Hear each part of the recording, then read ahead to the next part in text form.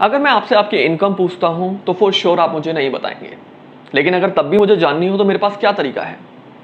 सबसे बेहतर तरीका है आपके एक्सपेंसेस। अगर मुझे आपके एक्सपेंसेस और इन्वेस्टमेंट का आइडिया लग जाए तो काफ़ी हद तक मैं पता लगा सकता हूं कि आपकी इनकम कितनी होगी। बस ये सेम तरीका आज की डेट में इनकम टैक्स डिपार्टमेंट यूज़ कर रहा है आपकी इनकम का पता लगाने के लिए। और अगर जो आपने आईटीआर में इनकम दिखाई होती है अपनी, और जो इनकम टैक्स डिपार्टमेंट ने पता लगाई होती है अपने तरीके से, उसमें अगर कोई डिफरेंस होता है तो आपको आ सकता है नोटिस, जो डेफिनेटली आपके लिए एक अच्छी बात नहीं है। तो गाइज आइए डिस्कस करते हैं ऐसी 9 ट्रांजैक्शंस को जो सीधे इनकम टैक्स डिपार्टमेंट को रिपोर्ट कर दी जाती हैं और जिसका आपको स्पेशल ध्यान देना चाहिए, गलती के चांसेस ज्यादा होते हैं। गाइज आइए स्टार्ट करते हैं। I am CA Rahul Mishra and you are watching CA Baba ji. तो पहली ट्रांजैक्शन है सेविंग अकाउंट को लेकर। सेविंग अकाउंट में स्पेसिफिकली कैश के लेन देन को लेकर कि आप कितना कैश डिपॉजिट करा रहे हो, कितना निकलवा रहे हो। यहां पर बेसिकली एक लिमिट दी गई है कि आप पूरे फाइनेंशियल ईयर में 10 लाख रुपए से अगर ज्यादा डिपॉजिट करोगे कैश, या फिर 10 लाख रुपए से ज्यादा विड्रॉल करोगे, तो आपका बैंक इनकम टैक्स डिपार्टमेंट को रिपोर्ट कर देगा। अब हम बात कर लेते हैं इस 10 लाख रुपए की लिमिट के बारे में। बेसिकली ये लिमिट दोनों के लिए सेपरेटली अवेलेबल है। लाइक जो आप डिपॉजिट कर रहे हो उसके लिए 10 लाख के लिए लिमिट अलग से है, और अगर जो आप विड्रॉल करते हो उसके लिए 10 लाख रुपए की लिमिट अलग से है। अब हम एक एग्जांपल ले लेते हैं कि ये 10 लाख की लिमिट कैसे है। बेसिकली अगर हम डिपॉजिट की बात करें, जो आप कैश डिपॉजिट कराते हो बैंक में, तो वो एक फाइनेंशियल ईयर की बात हो रही है यहाँ पर 10 लाख रुपए की। लाइक अगर आप लाख लाख करके पैसे डिपॉजिट कराते हैं और उसका टोटल, अगर बात को ध्यान से सुनिएगा, अगर टोटल 10 लाख या 10 लाख से बाहर जाता है, एक्सीड करता है, तो ही रिपोर्टिंग होगी। अगर वो 5 लाख रहता है, 9 लाख रहता है, तो कोई रिपोर्टिंग नहीं होगी। और सेम पोजीशन रहेगी विड्रॉल के केस में। यहाँ पर ध्यान देने वाली बात यह है कि रिपोर्टिंग सिर्फ कैश के केस में की जा रही है। जो कंसर्निंग पॉइंट है वो कैश है। अगर आप इलेक्ट्रॉनिकली कोई ट्रांसफर करते हैं, कोई रिसीव करते हैं पेमेंट या फिर पे करते हैं, वो रिपोर्टिंग का मैटर नहीं है, वो एक नॉर्मल है। यहाँ पर जो एम्फोसिस किया गया है वो कैश के ऊपर किया गया है। अगर आप कैश में ज़्यादा ट्रांजेक्शन करते हैं और वो एक सर्टेन स्पेसिफाइड लिमिट को क्रॉस करती है, जो कि हमारे केस में है 10 लाख रुपए, उसी केस में रिपोर्टिंग की जाती है। एंड रिपोर्टिंग की जाती है आपके बैंक के द्वारा। लाइक जिस भी बैंक में आपका अकाउंट है, वो बैंक आपकी रिपोर्टिंग करता है इनकम टैक्स डिपार्टमेंट को। अब बात कर लेते हैं सेकंड ट्रांजेक्शन के बारे में, जो कि है करंट अकाउंट से रिलेटेड। जैसा कि अभी हमने सेविंग अकाउंट के केस में देखा, जहां पर 10 लाख रुपए की लिमिट थी, वही सेम सारी चीजें हैं। यहां पर लिमिट हो गई आपकी 50 लाख रुपए की। डिपॉजिट के लिए 50 लाख एंड विड्रॉल के लिए 50 lakh, and only cash is being counted.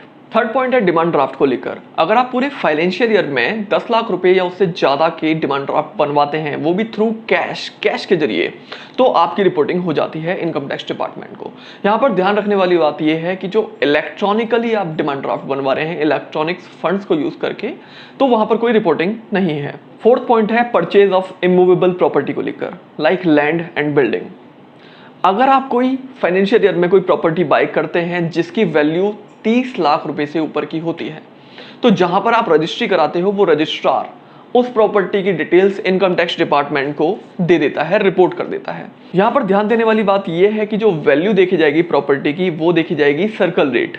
ऐसा भी केस हो सकता है जहां पर आपने प्रॉपर्टी बाय करी हो 20 लाख की, लेकिन उसका सर्कल रेट 30 लाख रुपए का था, तो वो प्रॉपर्टी रिपोर्ट होगी।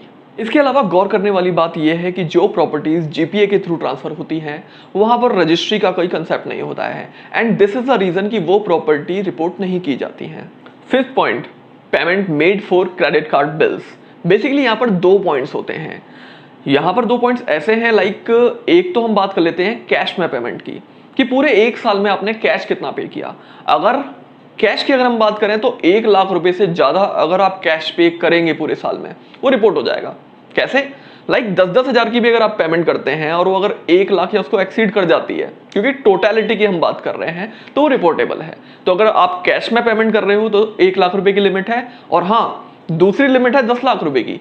कैश को छोड़कर अगर आप इलेक्ट्रॉनिकल मोड से भी पेमेंट कर रहे हैं, like RTGS, NEFT and whatever it may be, like net banking के थ्रू आप कर रहे हैं, तो लिमिट है 10 लाख रुपए की। तो यहाँ पर ध्यान रखने वाली बात यह है कि यहाँ पर 2 लिमिट्स हैं, 1 लाख की कैश में और 10 लाख की in other mode of payments में। इंपॉर्टेंट चीज ये है कि कई बार हम ऑफर्स के चक्कर में, हमारे कई फ्रेंड्स रिलेटिव्स होते हैं जो हमारे क्रेडिट कार्ड का यूज करते हैं और बिल्स उसके ह्यूज बन जाते हैं और आप लाखों में पेमेंट करते हैं, और जब आप अपनी आईटीआर फाइल करते हैं उसमें दिखाते हैं आपकी इनकम 2.5 लाख, 5 लाख या 7.5 लाख। और देखा जाए जो एक्सपेंडिचर्स आपने क्रेडिट कार्ड में किए हैं वो एक्सीड कर जाते हैं जो कि आप आईटीआर में दिखाते हो, जो कि अनमैचेबल है। तो ऐसे केसेस में मोर चांसेस हैं कि आपको नोटिस रिसीव हो जाए और उस केस में आपको एक्सप्लेन करना थोड़ा सा इशू आ सकता है। 6 transaction time deposit, it means recurring deposit या फिर फिक्स्ड डिपॉजिट, जो भी आप बैंक में एफडी आरडी करवाते हैं उससे रिलेटेड है।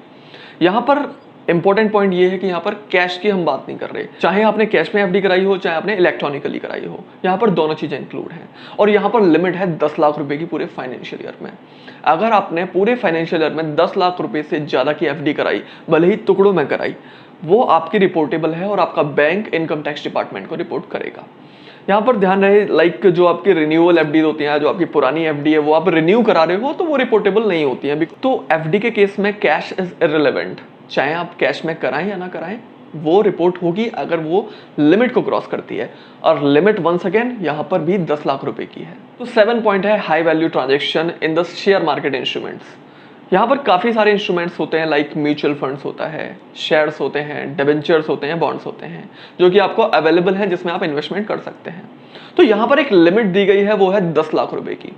अगर आप 10 लाख रुपए की लिमिट को एक्सीड करते हैं या फिर 10 लाख भी करते हैं, वो रिपोर्टेबल होती है। लेकिन यहाँ समझने वाली बात यह है कि यहाँ पर इंस्ट्रूमेंट अलग अलग है, लाइक म्यूचुअल फंड्स आप आदित्य बिरला का करा रहे हो, आदित्य बिरला में अगर आप 10 लाख रुपए से ज्यादा का इन्वेस्टमेंट करेंगे तो Aditya Birla income tax department को रिपोर्ट करेगा। कहने का मतलब यह है कि यहाँ पर जो लिमिट है वो सेपरेट है। शेयर्स के लिए अलग है, बॉन्ड्स के लिए अलग है, डिबेंचर्स के लिए अलग है। सपोज दैट आप रिलायंस के डिबेंचर्स बाय करते हैं, तो वहां पर अगर 10 लाख रुपए की लिमिट आप क्रॉस करते हैं रिलायंस के केस में, तो रिलायंस रिपोर्ट करेगा। तो द कंक्लूजन इज कि ये जो लिमिट है सबके लिए सेपरेट है, सारे इंस्ट्रूमेंट्स के लिए सेपरेट है। एंड मोस्ट इंपॉर्टेंट थिंग जो नोट करने वाली है वो ये है कि यहाँ पर the way you have invested doesn't matter, मतलब कैश में आपने किया है या फिर इलेक्ट्रॉनिकली किया है, दैट डजंट मैटर। आपने जो टोटल इन्वेस्टमेंट किया है हम उसकी बात कर रहे हैं, मतलब कैश भी काउंट होगा, नॉन कैश भी काउंट होगा, बहुत things are counted here. 8 point आता है अपना deals in foreign exchange. Basically आज के ज़माने में लोग अर्न करते हैं, लोग फॉरेन ट्रिप्स भी बनाते हैं, लेकिन एट द सेम टाइम जो उनकी आईटीआर होती है वो बोलती है 5 लाख रुपए की इनकम हुई है एनुअली, 2.5 लाख रुपए की हुई है। लेकिन जब वो उनके फॉरेक्स में एक्सपेंडिचर देखा जाए, लाइक कोई व्यक्ति अगर फॉरेन घूमने जा रहा है तो वहाँ पर लाखों का खर्चा आ जाता है, लाइक 10 लाख, 20 लाख, 50 लाख। तो यहाँ पर गवर्नमेंट लिमिट लेके आई है 10 लाख रुपए की, कि जब भी आप फॉरेक्स में एक्सपेंस करेंगे 10 लाख रुपए से ऊपर इन अ फाइनेंशियल ईयर, वो रिपोर्ट कर दिया जाएगा इनकम टैक्स डिपार्टमेंट को। और जो कि लॉजिकल भी है, क्योंकि आपकी आईटीआर कह रही है 2.5 लाख रुपए और आप वहां 20 लाख रुपए का फॉरेक्स में ही खर्चा करके आए हैं। और ये जो हम फॉरेन करेंसी की बात कर रहे हैं, ये हो सकता है आपने over the counter Indian rupees में पेमेंट करके बाय करी हो, या फिर आपने अपने डेबिट कार्ड या फिर क्रेडिट कार्ड के थ्रू एक्सपेंस किया हो। इसके अलावा ट्रेवलर्स चेक भी इसमें इंक्लूड होते हैं। यहाँ पर मोड ऑफ पेमेंट से कोई फर्क नहीं पड़ता है। Now the last point but not least, the payment made in cash for goods और सर्विसेज। अगर आप कोई भी गुड्स और सर्विसेज बाय करते हैं, मतलब कोई भी सामान खरीदते हैं या फिर कोई सर्विस लेते हैं और उसके लिए कैश में पेमेंट करते हैं, उस केस में अगर वो वेंडर जिससे आपने सर्विसेज या गुड्स बाय करे हैं वो अगर 44AB में मैंडेटरी होगा उसके लिए ऑडिट कराना, तो वो आपकी वो ट्रांजेक्शन रिपोर्ट करेगा कि आपसे उसको 2 लाख रुपए या उससे ज़्यादा कैश रिसीव हुए हैं। तो बी माइंडफुल कि ऐसी ट्रांजेक्शन को हो सके तो आप बैंक के थ्रू ही कीजिए, अदरवाइज वो रिपोर्ट हो जाएगी। आई होप इस वीडियो से आपको क्लैरिटी मिली होगी, और इन केस अगर आपका कोई डाउट है तो आप नीचे कमेंट कर सकते हैं। And yes, if you want this kind of content on a regular basis, please like the video, subscribe the channel and share it with your friends. Thank you very much.